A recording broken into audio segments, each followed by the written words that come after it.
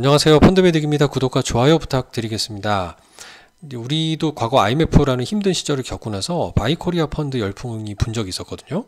중국도 지금 부동산 경기가 많이 죽고 미중 간의 관세 전쟁, 무역 전쟁의 여파가 장기화되면서 상당히 힘든 시절을 겪고 있다고 합니다. 그런 상황에서 바이 차이나 같은 현상이 한번 나타나지 않을까라는 상상이 들어서 오늘 영상을 찍게 됐고요. 한 달 전쯤에 중국 증시가 너무 폭등해서 좀 걱정이네라고 하는 시점에서 공교롭게도 주가가 폭락을 한 상황이라 가격도 좀 매력적인 상황까지 내려왔어요. 타이거 차이나 항생테크 ETF랑 같이 한번 말씀을 드려보겠습니다.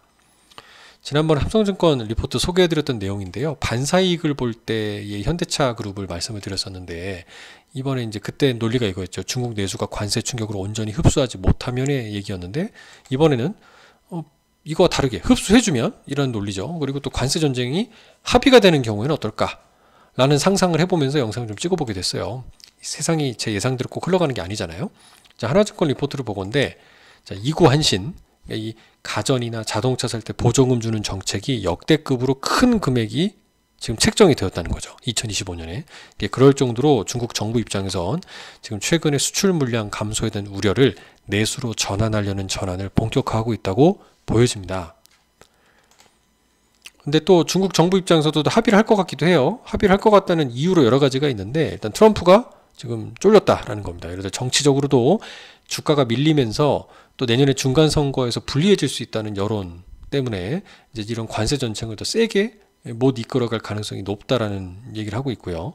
또 중국도 이런 걸 활용해서 어느 정도 협상의 의지를 좀 조금 보여준다라는 게 과거 1기 때 대비 협상을 잘할 것 같다. 그래서 올해 11월 달에 에이펙 정상회담에서 만나니 그런 얘기가 나오고 있는 거죠. 이미 또 중국은 미국 국채를 줄이고 있습니다. 여기 말씀은 안 드리지만 미국에서 대두 수입하는 콩도 그 수입선을 브라질로 돌리고 이런 이슈들이 있었거든요. 국채를 미리 줄이고 있죠. 외환보유고는 그대로인데 이제 국채 보유량을 이렇게 줄여놓고 있어요. 이 얘기는 뭘까요?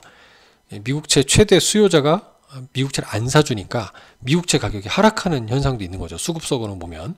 그러면 채권의 금리는 반대로 움직이니까 상승하는 상황이 벌어져서 미국 입장에서는 정부 부채 이자 부담이 커지고 그래서 지금 이 주가 하락을 뛰어넘어서 경기를 완전히 망가뜨릴 정도로 방치하는 거 아니냐라는 욕을 먹으면서까지 금리를 좀 낮춰야 되는 그런 의심을 받고 있는 거죠. 연준만 바라보고 있지만 5월 7일에 있는 지금 이번에 연준 FOMC에서는 안 낮출 것 같다는 의견이 좀 있지만요.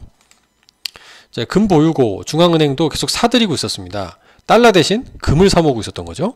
근데 이게 만약에 미중이 합의하게 되면 이제 금 덜 사도 되겠죠? 그러면은 금 가격이 상승하게 주춤하거나 좀 하락할 수도 있는 가능성을 좀 살펴봐야 되겠다라는 생각도 같이 해봤습니다.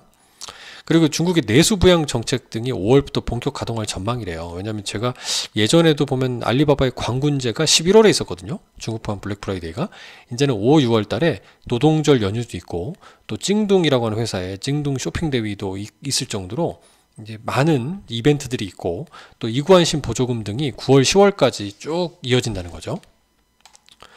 그리고 또 중국 정부 입장에서는 이런 소비 이벤트들이 많은 상황에서 소비할 여력을 만들어줘야 되잖아요. 그러면 이제 소득을 늘려줘야 되는데 기업이 힘든데 소득이 막 무한정 올라갈 수 있을까요? 어려울 겁니다. 그러면 당연히 재산소득 채널 확대 이걸 보면서 전 여기에서 바이코리아를 떠올렸던 거죠. 이런 바이코리아. 저도 이렇게 보면 참 옛날 사람 같지만 이걸 보면 바이 차이나 열풍이 불만한 때가 됐다. 이미 중국은 여러 차례 주가 폭등을 경험한 적이 있었기 때문에 더 저는 신빙성이 있다고 판단이 들어요. 이미 작년에도 밸류업 같은 정책을 중국에서도 추진하는 것들을 기억해보면 더 신빙성이 있습니다. 근로소득 향상만으로는 이런 자산가치 향상을 따라잡지 못한다는 점 중국인들도 느끼고 있을 거고요. 중국 정부도 알고 있을 겁니다. 마침 중국 주식의 주가 수준도 PER이라는 주가 수익 비율로 최근 10년 대비도 극단적으로 저평가되어 있습니다. 기업이익이 좀 안 좋아져서 PER이 반등한다고 쳐도 10년 평균 레벨이니까 여전히 저렴할 거예요. 그리고 작년부터 홍콩 지수가 이렇게 급반등하기 시작했고요. 물론 상해 지수, 본토 지수는 좀 견조했습니다. 그리고 작년부터 보게 되면은 이런 그 홍콩 H에 급등하는 거 대비, 그 본토 대비 홍콩 지수가 더 많이 올랐지만 그거 대비 차이나 항생테크가 더 많이 올랐다라는 점에 오늘 이 상품을 좀 봤으면 좋겠고요. 샤오미, 텐센트, 알리바바, 그다음에 중신국제 SMI라고 하는 중심 국제회사, 반도체 회사죠. 메이투안, 찡둥, 이렇게 찡둥데이에 들어가는 콰이쇼우, 리오토, 샤오봉 다 알고 있는 굉장히 유명한 중국 대표 기업들로 구성된 걸 볼 수 있습니다. 그 다음에 항생 테크 ETF를 살펴보면 타이거가 보수를 이미 0.09로 가장 싸게 낮춰놨기 때문에 저렴하니까 그냥 다른 거 보실 필요 없이 이거 하시면 좋을 것 같고요. 뭐 코덱스나 뭐 라이즈 에이스 뭐 이런 거 굳이 하실 필요 없을 것 같다는 생각이 들었네요. 감사합니다.